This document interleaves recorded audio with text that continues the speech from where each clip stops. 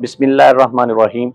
क्या आपको मालूम है कि कुछ अद्वियात रोज़ा नहीं तोड़ती, लेकिन कुछ ऐसी हैं जो फ़ौरन रोज़ा बातिल कर देती हैं।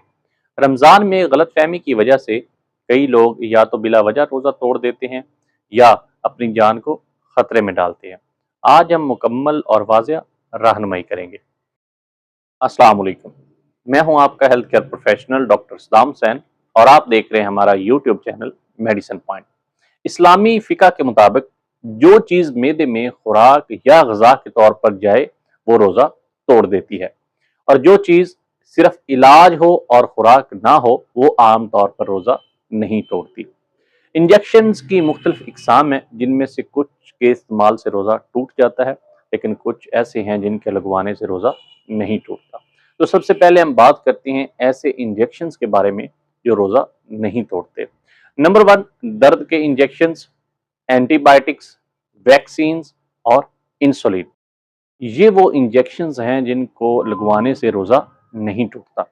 अब हम बात करते हैं उन इंजेक्शंस के बारे में जिनको लगवाने से रोज़ा टूट जाता है। तो उसमें नंबर 1, ग्लूकोज की ड्रिप, और इसके अलावा न्यूट्रिशन ड्रिप्स या विटामिन डी के इंजेक्शंस। तो ये चीज़ें जो ताकत के तौर पर और ग़िज़ा के तौर पर इस्तेमाल की जाती हैं, इनको लगवाने से रोज़ा टूट जाता है। अब हम बात करते हैं इनहेलर्स के बारे में। इनहेलर्स को आप सांस के ज़रिए जिस्म में लेके जाते हैं। इनहेलर के इस्तेमाल के मुतल्लिक़ रोज़े के दौरान मुख्तलिफ उलमा इकराम की मुख्तलिफ आरा हैं, लेकिन ये एक इख्तलाफी मसला है। लेकिन अगर मरीज़ की जान को ख़तरा हो तो जान बचाना सबसे मुकद्दम है। नाक के स्प्रे। नाक का स्प्रे आम तौर पर रोज़ा तोड़ देता है, क्योंकि उसका असर हलक के ज़रिए मैदे तक पहुँच जाता है। आँख और कान के कतरे।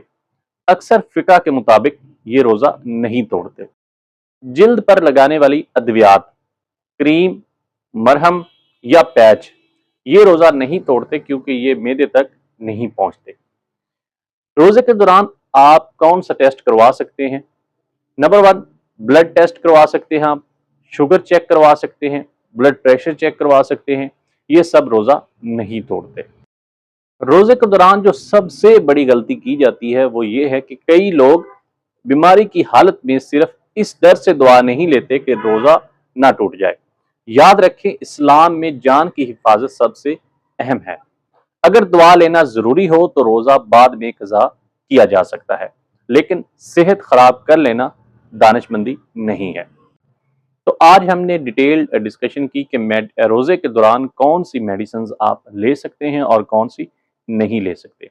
मेडिसिन के मुतल्लिक़ आपको कोई भी इंफॉर्मेशन चाहिए तो आप हमारे दिए गए व्हाट्सएप नंबर पर राब्ता कर सकते हैं।